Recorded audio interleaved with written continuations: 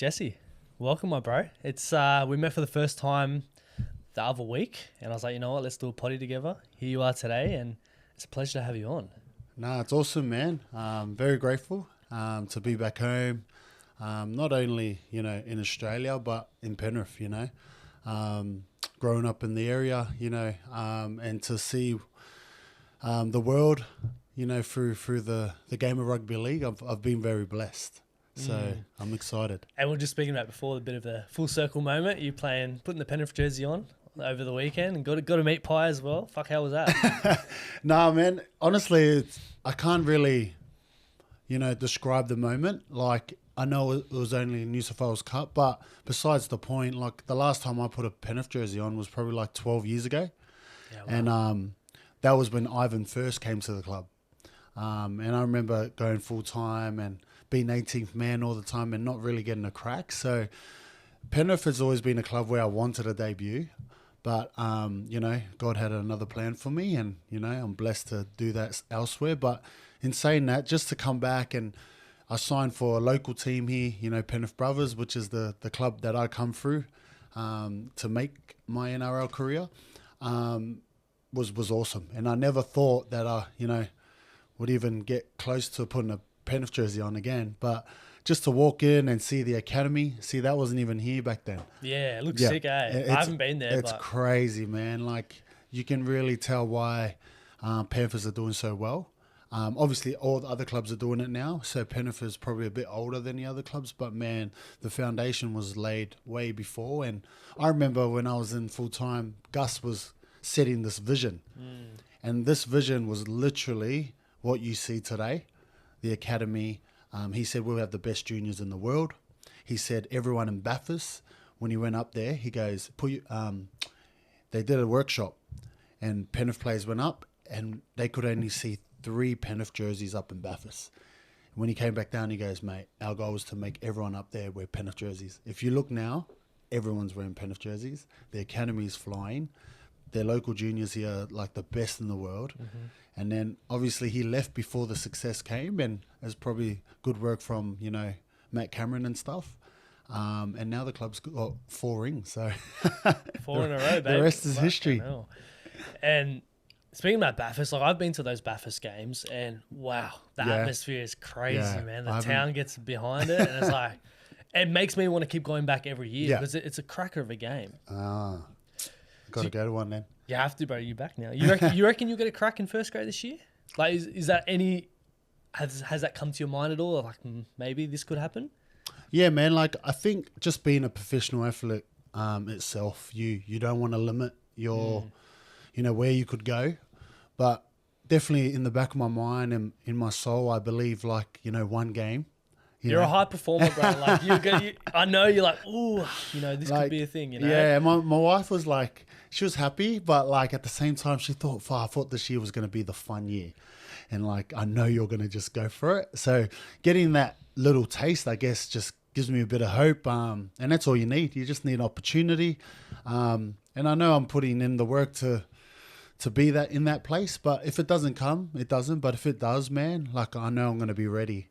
Exactly. Yeah. And at the end of the day, you only play footy once, right? That's it, man. That's it. You got to make the most of it.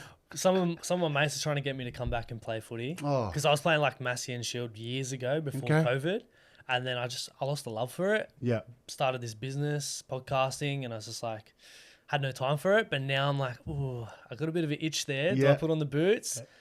But I don't want to tackle big fellas like you, man. I'm over that. I'm over those days, bro. Yeah, man.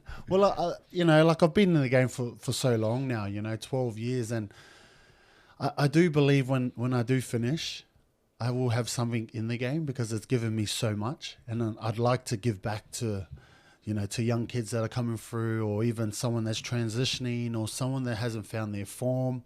I can really resonate because I've been there, and I know how it feels to be unwanted. I know how it feels to be told by a coach that you're not good enough. So just, the mindset around that stuff, I'd love to give back to our community and our athletes coming through. So it's so, I'm so blessed to be fit and healthy to be able to play the game still, but not only that, to share my experiences, because I think like the scoreboard always shows a winner and a loser, but I reckon the real score is when you help someone become better or, achieve their goals. Definitely. And I think that's the beautiful thing about what's happening out west at the moment is, for so long it's been frowned upon to be from Penrith, from Western Sydney, and now what's happening with the Panthers, and a lot of boys are building businesses and everything like that. It's the cool thing to be a part of Western Sydney, be a part of Penrith, and for someone like yourself who grew up in the area, played professional rugby league, it took you all over the world. Like, that's crazy to think and look back on. Like, wow, I actually achieved that. A boy from Western Sydney could actually do that thing, and it's inspiring to other kids out there. Of, wow, I may not come from the best upbringing, the best family, but I can actually go out there and achieve something in my life. Yeah, man, it's powerful what you said there, and like obviously I grew up in Kingswood. I went to Kingswood High, and Ty's doing the same thing, and we're just like Kingswood boys. Going to that, Kingswood back then was probably one of the worst schools in the area, and it was just because no one really successful come out of there. And just to be known to, to do something that I loved every day for the last 12 years, it's just, I just want to make sure that people out there, if they ever feel like they're in a dark place or they don't know where they're going, that like, if I can do it, I'm pretty sure you can, And it wasn't because I was talented or I had money and stuff like that. I think it's more just because of the mindset behind it. Every challenge that I went through, yes, I felt bad. Yes, I cried. Yes, I was upset. But after I got through that 5-10 minute period, it was like, okay, how do I go through this now? What habits do I need to take in now to make me a better person for tomorrow? And a lot of work around my mental state and people I was hanging around really influenced where I ended up in my career. The environment is so pivotal. And I want to go back on, you mentioned those setbacks you had where people were telling you like you're not good enough to be the player that you are and maybe play first grade, whatever the case is. And a lot of kids go through that. I even went through that, and I've shared this plenty of times. When I was 16, I was trying to crack Harrow Mats and make the rep teams. I was always told, oh, you're too skinny. That fucked with me. And honestly, bro, I went down a path of steroids. I thought I had to take steroids at the age of 16 to try and get big to play footy. All right? Yeah, I got big, but I was unfit and I was unhappy, unhealthy. I was like, what's the point of this? True. So that stuffed with my mindset because coaches are like, oh, you're too skinny, you're not going to make this team. And I know a lot of kids go through that. Yeah. So what's your piece of advice for, a young kid out there who's trying to crack these rep teams or whatever they're trying to succeed in, and they're getting told time and time again, you can't do this, you're not good enough? Yeah, man, that's exactly what I went through. I didn't make a rep team till I was about 16, and that was the Harrow Mats, but I was a Division 4 player. So transitioning, I understand. And when I made the Harrow Mats squad, I didn't have much talent. That's what I keep saying. But when I got the opportunity to train in Harrow Mats, I trained like it was like my last training session every day. Like I was called the hard out guy. But at the same time, man, that's all I knew. So in terms of like the skill, the knowing the game, I was pretty behind. But in terms of who's going to get to that pole first and, I'm going to fight for every inch in this wrestle room, that was what I needed to do. And I knew if someone's going to beat me, they'll beat me because they're smarter than me or whatever, but they wouldn't beat me for effort. So when I'm going to answer your question, firstly is like, are you really, really keen or going for it 100%? What does your 100% look like? And then look at it and go, yeah, that's 100%. Or you look at yourself and go, well, this is why I'm not getting the results. My 100% is staying up at night playing the game, staying up watching movies all night and not getting good sleep, not showing up to school on time. Like those little things. Yes, I wasn't the best at school, but man, showing up to school on time, making all my training sessions, like those little bits count in the future. And it's like I always say, it's setting those seeds now so you can see the fruit and hopefully the forest later. So as a young kid, even if you're not getting picked, trust the process. You already know you're 100% in. You know where you're going. You know what you're going to play. If you're not big enough, don't worry. Look at our game now. You got Ponga, skinny as, but one of our best players. You got Walsh, at the back, fast. So you don't need to be big anymore. The game's changing, The game's changing. And we go through seasons every year, your winter, your summer, etc. And that's like life. You go through a season of no. And then you go through another season of maybes. Then you just hit the season of yeses, and it just pours in so much. It's so much to take in. And then that's where the blessings and all your hard work shows. And that's exactly like if you're a young player coming through, just believe in yourself, set a plan, and stick to it. Yeah, you got to be persistent with what you're doing. And I think the biggest thing that I picked up on when I was, 19, 20 and playing like Shield and Massey was, when you're 16, it's great to make these Haramats and these rep teams, right? And there's heaps of superstars growing up. But once you hit that 18, how many of them drop off? Yep. All these guys with all the attributes to be the best NRL player. But it's not those guys who make it. It's the guys who stick with it. They train the hardest. They keep turning up each and every day. They're the guys who make it. So if you keep turning up, you're going to be successful in whatever you do. Yeah, well, I debuted at 23 years old. Yeah, okay. So I was really late, and it kind of connects to my story. I had a kid real young, 18 years old. We had our first baby. And back then, when you have a kid young, your NRL career is done, And that's when I really started to see myself go downhill and see a dark place. One, I didn't have anyone to speak to because all the people I was talking to didn't have kids. Two, I didn't really know what to do. I didn't have a job. I didn't have my P's. Couldn't drive. So there's a lot of things right now for an 18-year-old to kind of systemize in the head. You're like, I can't even look after myself. How am I going to look after a little child, And then three, which was the worst one, I didn't know how to be a father. I didn't know how to be a partner to my wife now. And those when you don't know, you do things that you wouldn't usually do. And it kind of creates this bad kind of effect on everything of your life.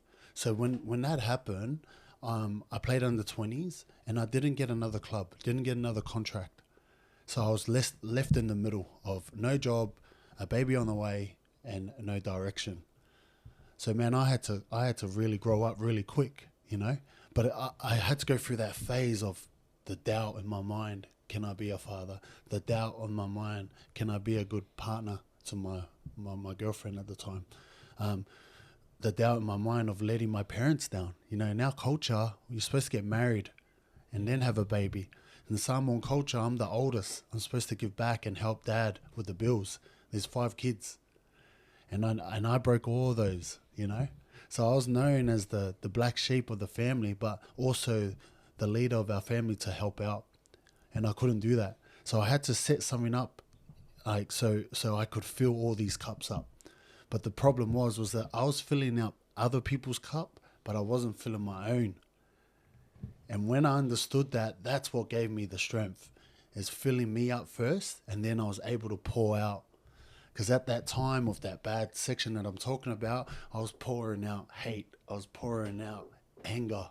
I was pouring out disbelief. And once I filled this cup up and it was like pure with love, direction, honesty, integrity, then the cup that I had started pouring out good seeds. How did you go about filling up your cup? Oh, man. Everyone calls it self-development, stuff like this. For me, I had to believe in something, had to have faith in something, And my faith now is God, But in any kind of walk of life, you need to believe in something because you need to build a foundation. So when you fall, you don't fall under. You fall at that foundation. And every time I grew my faith in something that I believed in, it went higher and higher. So no matter how high I went, I would always fall here where some people, if they don't have this foundation, they fall and they fall right down. And when they start to get up, guess where they fall? They fall back below that foundation of just normal happiness. And I call this foundation grateful. Whatever you're grateful for, that will keep you solid no matter what. And that was the first thing I did. It's finding the things that I was grateful for and the things that I already have, not the things that I wanted. Yeah. I've spoken into this a couple of times now around, I guess, the lack of faith in society, especially in young men. We feel like, you know, the world's on our shoulders. We have to do everything ourselves, and we don't really have that faith or that belief in many things. So then when things go bad, as you said, we hit rock bottom, we try to get back up and just keep falling back down because we don't have that faith. And this is why it doesn't have to be a religion, as you said. It could be just faith or gratitude in something, but you have to have that faith that you can draw that strength from. Because if you don't have that, how are you meant to overcome these obstacles and these adversities that they're gonna come at you at some stage in life? So you have to have that. And that's why I think, you know, the work that you're doing, the work that I'm doing, the podcast, it gives the people listening that hope and that faith in themselves, and gets them thinking about the things in their life that they can be grateful for and draw strength from. It's so important to have that in society, especially in young men, and the suicide rates and everything like that. It's very sad the way society has shifted, and to get this far, it's hard to talk about, but it needs to be spoken about. Man, it's crazy you brought that up. Mental health and suicide is very, very serious in Australia, as well as it's serious in the UK. But this is where Talk Your Walk was born, you know what I mean? But in terms of stats, this really hit me today or the other day, was that 9 Australians are affected by suicide and mental health each day. And 75% of them are men. Yeah. But yet we don't take mental health or suicide serious. And this needs to change. So that's why Talk Your Walk is here from the UK. Man, I just want to create a safe space for men to speak. And, you know, our main purpose is to, bring the best version of yourself out and help you do that. So is it through programs, or what exactly are you guys doing? Yeah, we have programs that inspire. Yep. And that's what we do. This walk of life shouldn't be alone, whether you're happy or sad. But we want to be the people that help you, 1, speak, and then 2, walk life with you. So talk your walk. You got to talk before we can walk life with you. I love that. That's cool. Yeah. And so you're bringing it out here to Australia. Yeah. What are some of the challenges that you're, I guess, facing in it was all set up in the UK, but are there challenges in setting it up here in Australia and getting that all started? Yeah, man. It's funny you say that because it's a charity. So it's a not-for-profit over here. Yeah. There's so many red tape around how to build your not-for-profit in Australia, and compliance has been really, really challenging, to be honest. When we set up in the UK, for some reason, it happened smoothly. Over here, there's a lot of compliance that I have to send in, be Australian citizen, have Australian passport. I'm a New Zealand citizen, resident. Okay. So, yeah, we're still in the process of getting all that set up. But in terms of our programs and the value that we can add to schools or corporate events, that's something that we're still, doing. So I've got a few talking events coming up, keynote speaking to a school at York Primary School in Penrith. Mm-hmm. So I'm excited about that.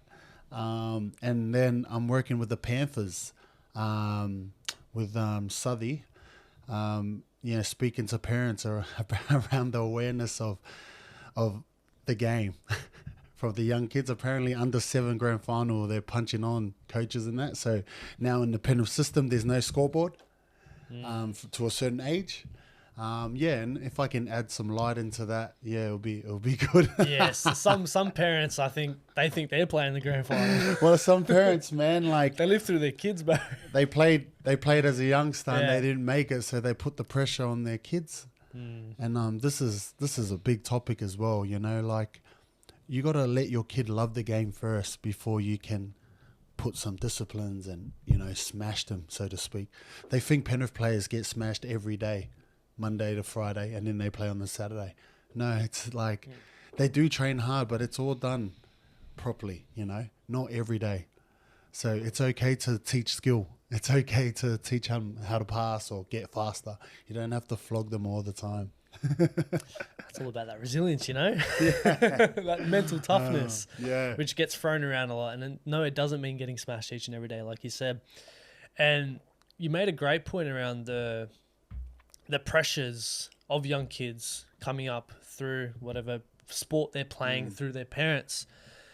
How do we go about that? Like, you know, you said about educating the parents, but how do you personally go, like, in doing so?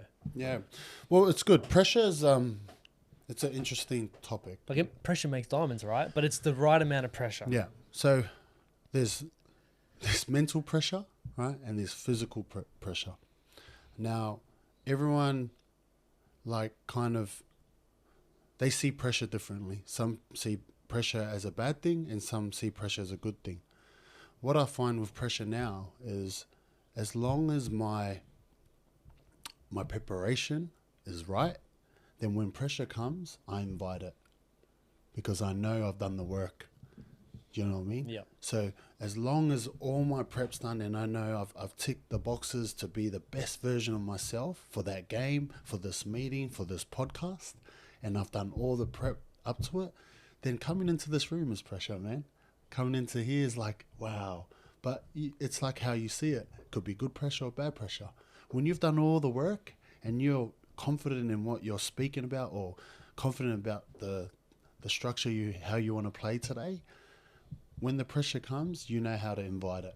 And then you play under pressure and it makes you 10 times better. Yeah.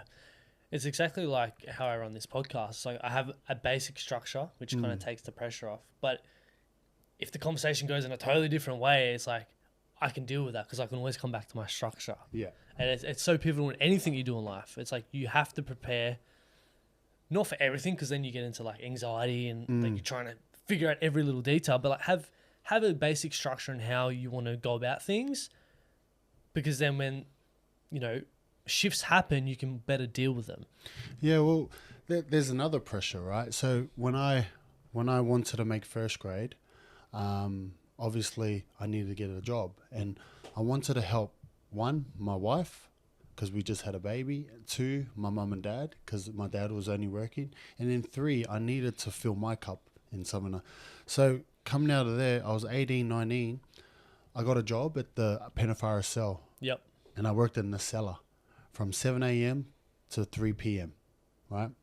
Then I had a security job, and that was in the p.m. So I'll start at 8 o'clock p.m. to 3 in the morning. And that will be 4 days a week. But then in the middle of there, I still had this dream of rugby league. So I played Bundy Cup for the Windsor Wolves back then. Yep. And so when I finished at 3 p.m., straight to training, finish training, straight back to work, do security. And then instead of going home, I slept in the car. Because there was no point of going home, finishing at 3 and starting at 7. So I slept in the car, and then the 5 a.m. starter would knock on the door and go, "Hey, you're in." And I'd, "Oh yeah, sweet." Then I'd work. I just went to the Penrith RSL today, and the same cellarmen are still there.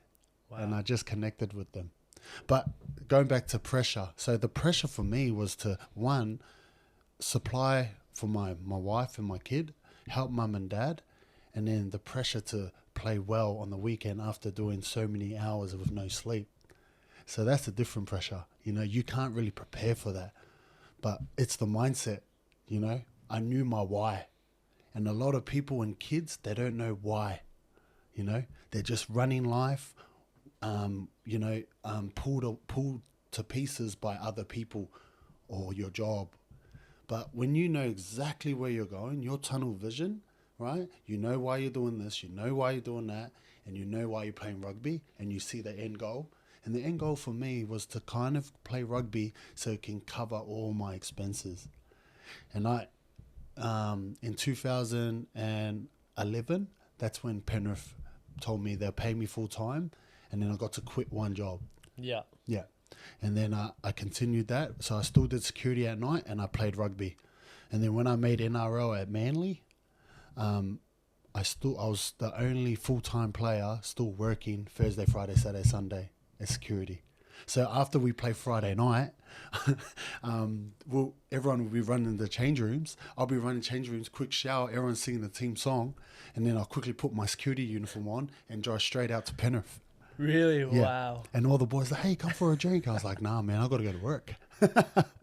You don't see that anymore, do you? You don't see that anymore. But yeah, I've done that for my whole NRL career. I only stopped working when I went to England.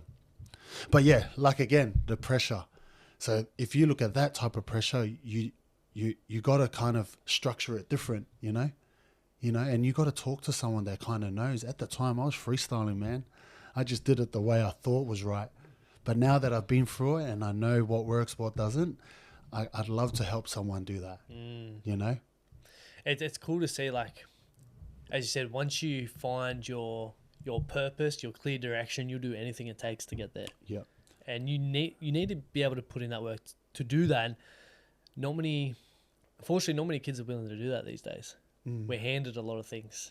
Yeah. As you said, not many players coming through the ranks are working 2 jobs, still training.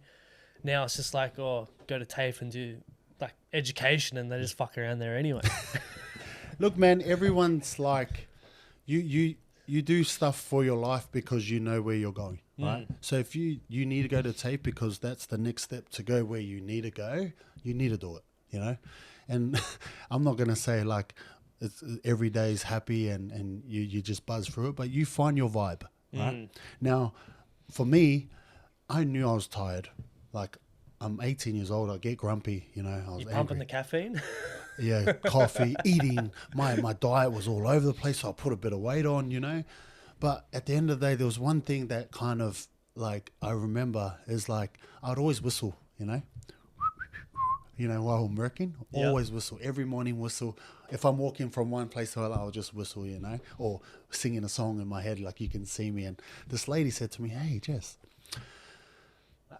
I know you're going to the UK, because I had to say goodbye. And she goes, I'm going to really miss you. And I was like, why? She's older lady. She goes, because she works in reception. She goes, every day when I hear you whistle or singing a song coming through, you actually remind me how grateful to be.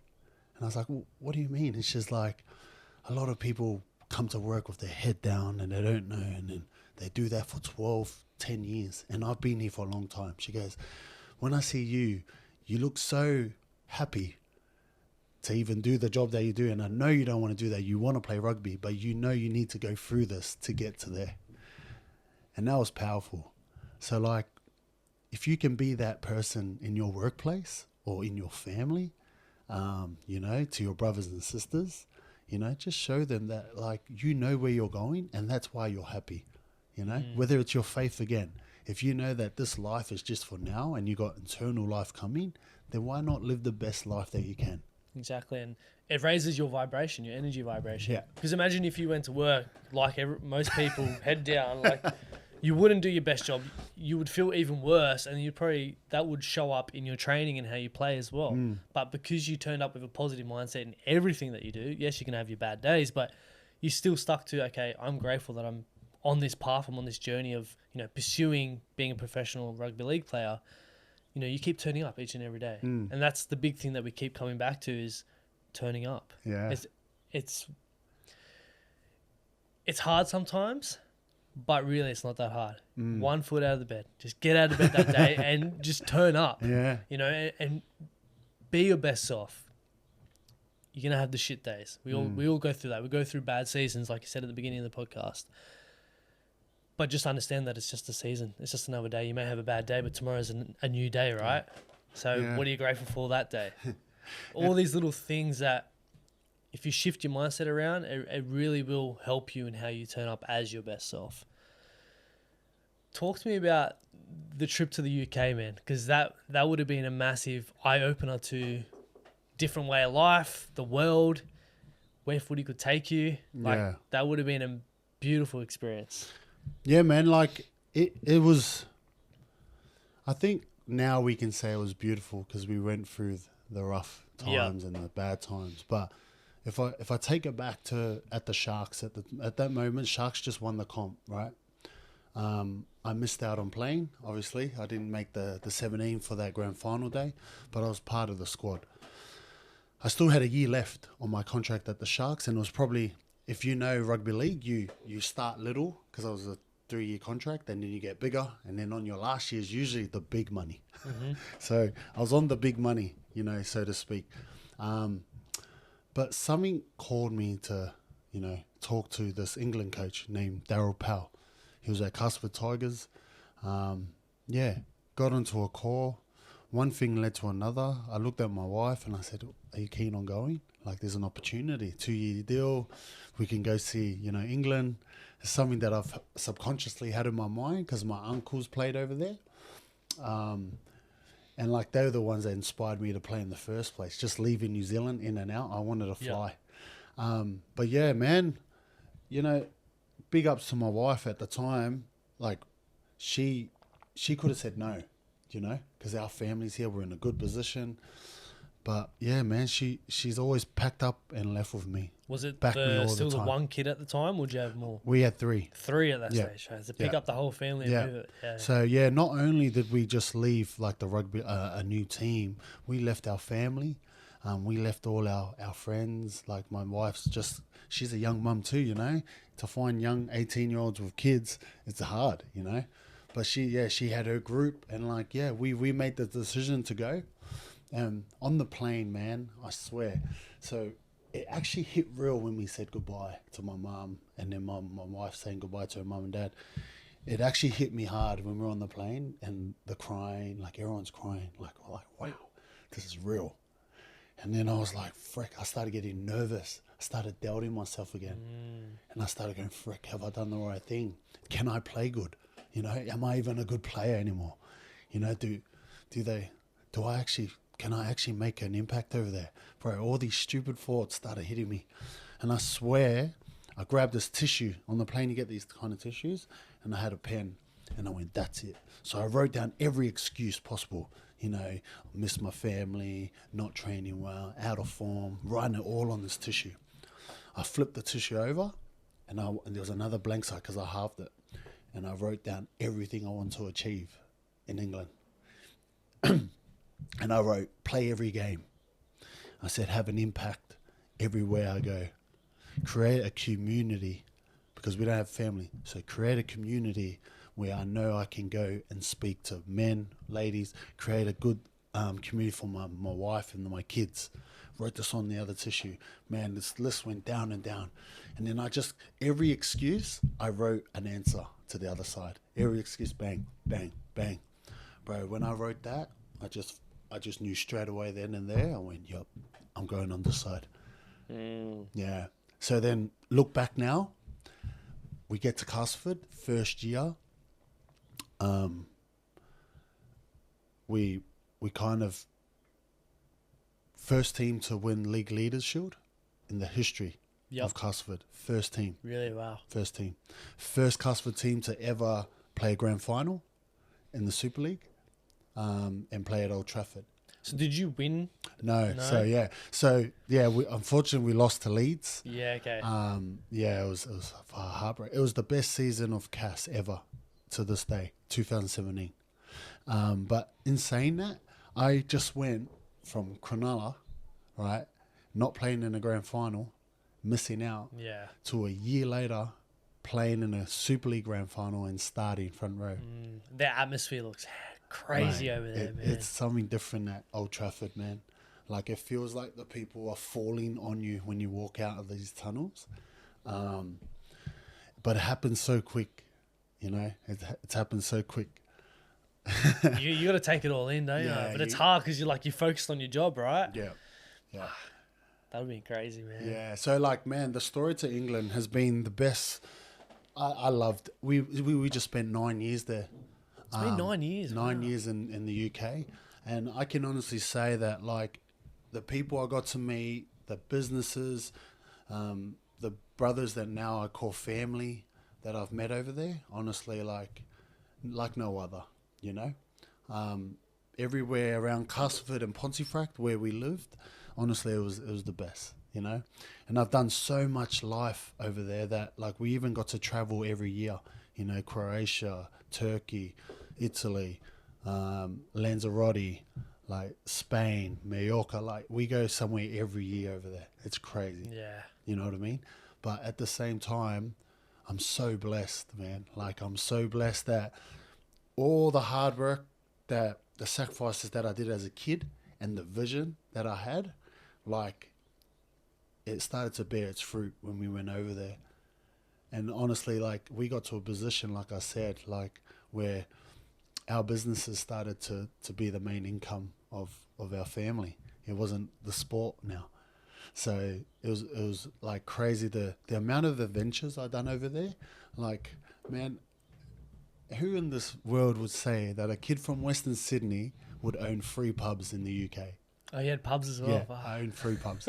Who in the world would say a Western Sydney kid from Kingswood would go over and start the first shisha business, and Yard Vibes it was called, in Castleford? Yeah. So we started, me and my mate over there, during lockdown, everyone had to be 2 meters apart. Yeah. So we got a burger truck, we got a barbecue stand, and we got shisha.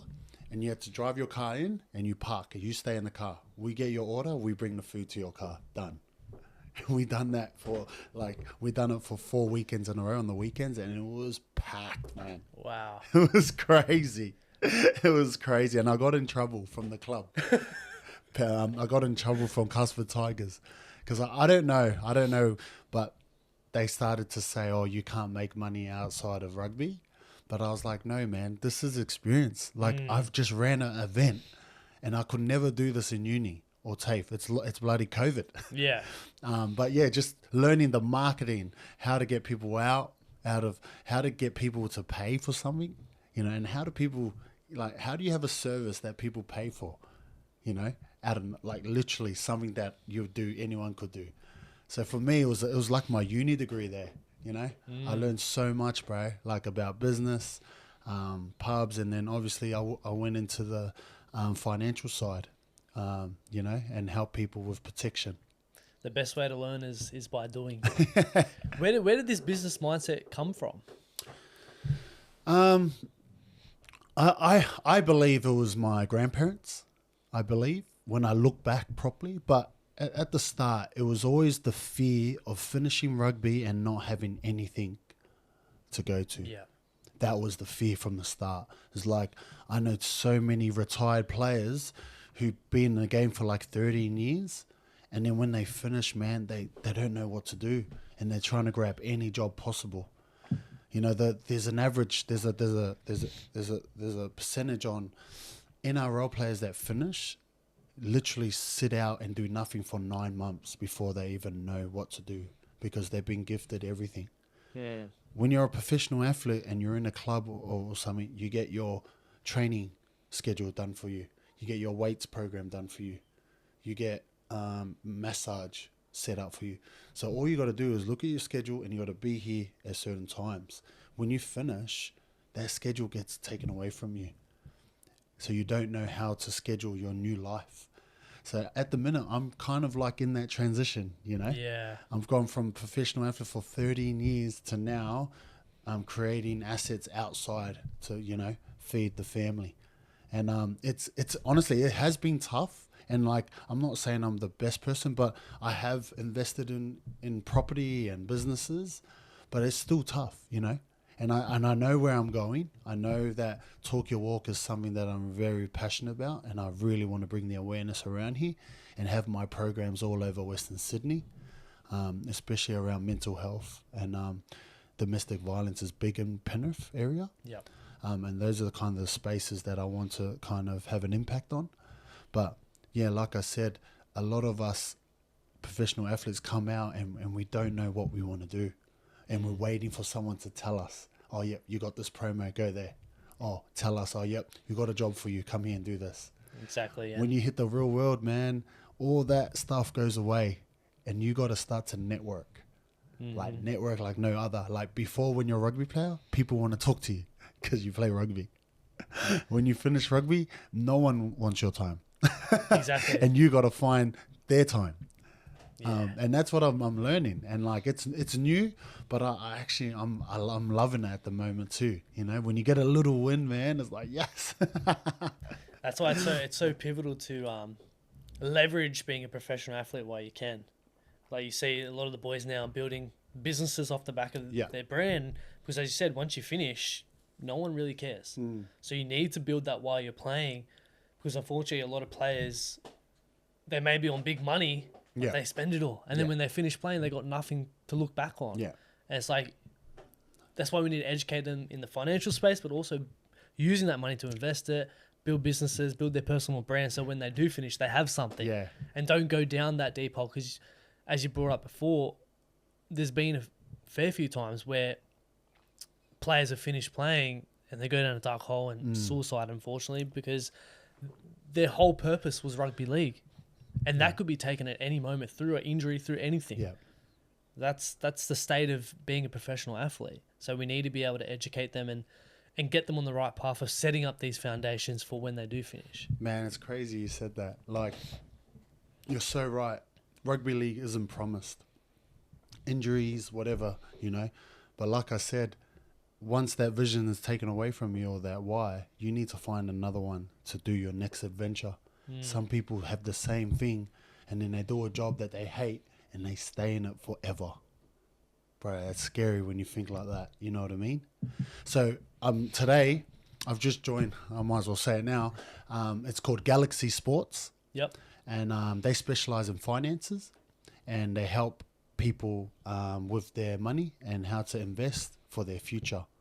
I've just been appointed the athlete wellbeing manager for the company, thanks to Michael and Newton. So my role starts pretty much today. Yeah, okay. Yep, yeah. So like I'm appointed as their.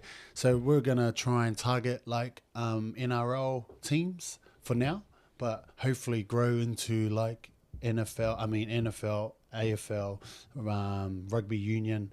But yeah, it's just the awareness around finances on what it looks like now and what it looks like after rugby. Yep. All right. And, they've given advice to some NRL players already. I don't want to mention their names just in case, but there is services like this. And it's funny you say that, like I said, I know a lot of ex-players that lived the life for that 10 years, but after that 10 years now they go to a normal wage, like a normal person's wage, and they don't know how to live with those finances. So it's about kind of teaching them how to live on a normal wage while playing professional athlete, but investing your money in assets that's going to pay you monthly. So hopefully while you finish, that normal wage is covered by the businesses or the assets outside paying you normal, and you live that transition life easier. Yeah, you can still keep that lifestyle. Yes. I think it's the lifestyle is the main thing. Like if you cut down, to a quarter of whatever you're earning playing footy, you're like, oh, fuck, how am I going to live now? Yeah. Especially with the cost of living these days. And if you've got a really nice house and car and everything, like it all adds up, doesn't it? It does. And then you've got kids as well, and you having 5 kids. How do you do six. it? Six. Oh, 6. Yeah, we just had so it was the 6th one. Yeah. Oh, God. You're like a rabbit, bro. No, I'm done, man. That's it. Yeah. 6. What's it like being a father to 6? No, man, it has its challenges. But I do work a lot on myself to be the best father to them. I try and we all have dinner every night, and when we do have dinner every night, we have rules. And I think just from setting the foundation when they were young, when now it kind of is starting to connect. Yep. But the communication with my kids, I think when you have kids, they don't want you to be a dad. They want you to be present. Mm-hmm. And then you be a dad. Do you know what I mean? Yep. And I think that's where the gold is if I can give them just 10 minutes of present time, heart out for 10 minutes. After that, they don't want you anymore. They're like, okay, I got you, Dad. Yeah, go to the next one. But if you go 2 minutes on your phone, 2 minutes, take a call, 2 minutes, going that way, then they don't really get that connection. But if you just give them one big bang, Like usually, like some of my daughters are a bit different. They want longer. But usually after that, they're like, okay, Dad, I'm going to go do this now, you know? And that's just one little hack that I could probably share for a father. But having 6, it's been challenging. But my wife, she does a lot of that, you know? That's something that I don't. I just come and be the fun person. Yep. She lays all the rules down, and I'm just the energy. You know, no matter how tired, how long my day's in, when I walk in that door, it's energy to the 100. Boom, boom, boom. Tire him out, go to bed. Yeah. How old's your oldest? So we got a 15-year-old. 15, yeah. We got a 12-year-old. We got a 9-year-old, 7, 2, and a newborn. Yeah, wow. Yeah. You got your work cut out for you. 2 girls, 4 boys. Let's go. Ooh. Yeah, I got one 3-year-old little girl. She's a devil. I don't know how you put up with Girls are hard. Girls are hard. I'm glad our last one was a boy. Yeah. God. Yeah. And, you know, coming back to your partner, how do you... I think it's a big thing for relationships, especially when kids are involved, and someone like yourself and like me, we're high performers, we want to go after our goals. How do you maintain a healthy relationship with your partner with everything that's going on? Yeah, man. Like I said, that was a whole new world to me, you know, connecting with my wife now. Even like from there to now, you're still learning. I don't think anyone can perfect a happy marriage. You know what I mean? Because when you look at the word marriage, man, it's something that you're no longer 2 people. You are one, you know? And now you need to care for each other. And as we know, not everyone thinks the same. A man's brain and a woman's brain, very different. A man's brain's just like one line. The lady's brain's going like this. Yep. So, yeah, just like I can honestly say I haven't got it to a T. You know, we still argue like every other marriage. We still have our disagreements, but man, I love this girl. You know what I mean? And that's the main thing. But if you love someone, then you got to put time, you know? So if you love your business, you got to put time in it. You got to work it. You got to, you know, go through the ups and the downs with it. It's like your marriage. You know, I got to put time in it. So in the UK, when everything was set up, school, business, work, every Thursday was our date day. Yeah, okay. As soon as we dropped the kids to school, from that 9 to about 1 p.m, we would go for breakfast or we'd do a coffee every Thursday. So every Thursday on my calendar for the week was always cut off. And that was for me and my wife to connect. And we kept that for like nearly 1 whole year over there. So all the boys knew on the Thursday, don't even call me. My phone's off. We just go bang. And we'll go for somewhere nice. Doesn't even need to be breakfast. It can be a coffee. But that time that saved us a lot, you know. So coming back now, everything's like everywhere. You know, we're living with her mum now. We've got 6 kids in one house. Everyone's sleeping this, here, there. Kids weren't in school for nearly 3 months, you know. So now kids are in school. We're trying to settle in, like obviously me getting the foundation started and meeting people and stuff like that. We haven't really locked in our day where I'm going to say, okay, that's it. This is our day. Yep. But hopefully we get to that stage soon. But yeah, I read something the other day about sometimes our ladies want us to take control and say, hey, we're going for lunch today. Done. Yep. You know, cut everything off. Don't worry about the kids. They're with your mum. I already told her. We got to be spontaneous, you know, and change it sometimes. Because remember, the girls are controlling everything most of the time. Mm-hmm. But we need to step over and go, hey, I got you. Taking you out. What about the kids? No, they're sorted, done. You know, and those little things just keeps the fire in the relationship. And yeah, so if you're a young dad, man, don't make the mistakes I did, and start creating this time and this space for your wife to speak to you. It's good to a certain degree, but as you said, you gotta be you know, a bit fancy every now and then, and sweep her off her feet and switch it up, because that's what they want too. So relationships are interesting. They definitely are.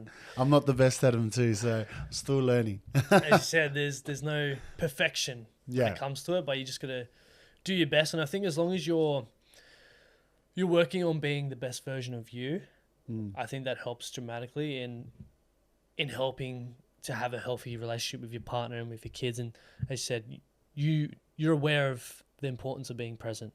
And that's a big thing. So with your kids, your partner, they just want your time. They want you to be present with them. Yeah. They don't care about the material things that you buy them. Maybe the wife sometimes, but the kids more so. It's like they're gonna remember the time you took them to the park and kick the footy around and all those little things. They're the pivotal things that they remember, and that's what they want from you as a parent. Yeah. Unfortunately, a lot of parents get stuck in the rut of, I'm just buy you all these things, which is good from time to time. But yeah, just remember the importance of time. That's your most valuable asset that you can give your kids. 100. Man, I want to ask you, your first kid, how old are you? 18, you said. Yeah. So then now how old are you? 35. 35? your sixth kid. God, that's 17 years. Yeah, man. What's the growth been like from there to there? Like, as a father, how would you describe yourself at 18 to now? Oh, yeah, man. It's it's hard when you kind of look back, but I think I'm wiser, But in terms of like the way I act now, I think I still act like I'm 18. We're all a little kid, aren't we? I still like my wife is so surprised of like how I'm training still and that. She was like, "Oh, watch out your body, you need to keep it fresh." But man, I think the mindset is the biggest gap that I've filled. The mindset of like I have a mindset that I can do everything, but I actually believe it. Do you know what I mean? But I'm getting to a stage where now I can do everything, but I need to do one thing to really have an impact. And that's what I'm learning now as I get older. I'm always been chasing everything and going for everything, which is good because you learn a lot of lessons. But now we need to go for everything, but then channel into the one thing. Because when you do one thing really well, everything is hit. Yeah, you can only put your energy into so many things, right? Yeah. So you got to build that one thing, and then you can put that energy into others once you've built that first foundation. And looking back at 35 years of life, what are you most proud of? Probably never giving up. There's a lot of times in your career where you go through hard times, like I'm older and I'm still getting dropped, not picked for some games, and I wonder why, and I wonder, am I not good enough? Like, I've been playing this game for so long, but there were so many moments where I could have given up, but I know who I am, and that's really important. I know who I am and what I can be, and that's what helps me as well. I know who my calling, what my calling is. I know who my creator is. And as long as I show up and I don't give up on the vision that I have for myself and my family, and it aligns with our three values, which is respect, family, and belief, then I know I'm okay. It's just a bad day, but it's not a bad time. Jesse, we have a closing tradition on the podcast where the previous guest leaves a question for the next guest without knowing who it is. And we've touched on it a bit, but the question for you is, do you understand what your calling is in life? If you were to sum it up, what is your calling? My calling in life is to help people be the best versions of themselves. And I think that will just cover everything that I'm trying to do on the outside. If I help you be the best person that you can possibly be, then you're going to get some higher, greater things. And when you do that, when you add value, things start to come back. So yeah, helping people be the best versions of themselves. I love that, bro. Jesse, thank you so much, man. Oh, man. It's been a pleasure. I look forward to seeing everything that you build up out here and getting the foundation kick-started. Man, for people who want to follow you, support everything that you're doing, where's the best place to kind of get on the journey? Well, I got Instagram. It's Jesse Sene-Lefao. And then we run a tag every Sunday. So if you're free, Sunday, 5:15 at Gibb Street. Is it that's the new one, yeah. Yeah, the new park near Claremont Meadows. Every Sunday 5. And then if you want to come down, I'm a part of my sister's run club, Jesse Sene-Lefao Run Club, and it's Nepean River Run. That's really, really powerful, especially for the ladies, because she runs with the ladies as well. But I've just jumped on and some of the boys are running. And it's really powerful because my sister went for a journey of a weight loss journey, and she was a person who couldn't run at all. And she started running in her garden around the washing line. And now she's running her first 100K next couple of weeks. Yeah, wow. She's done the 50K triathlon thing. She came to the UK and she done the marathon, the Yorkshire Marathon. She's done the York 10K run. So like her journey's been crazy.